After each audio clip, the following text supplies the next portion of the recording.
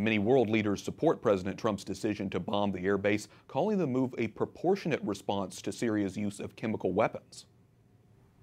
Vatican correspondent Mary Shevlin joins us from Rome with more on the global reaction. Mary, first, how is Italy's government reacting? Wyatt, Italy says the U.S. strikes on Syria were proportionate given the war crimes committed by the Assad regime in using chemical weapons against its own people.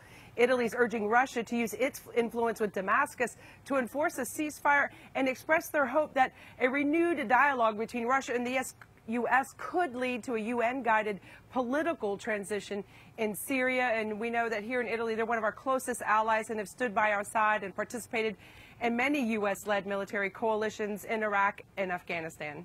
Okay, so that's Italy. So how are other European countries in the region reacting? Wyatt, many leaders across Europe are voicing their support.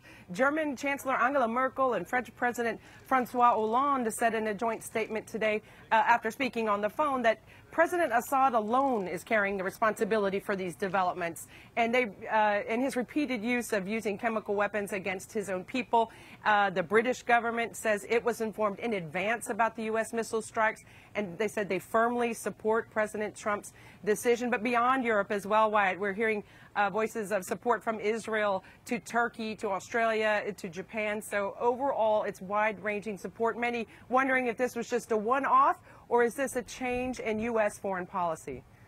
Have you heard at this point, Mary, if there's any reactions there at the Vatican so far?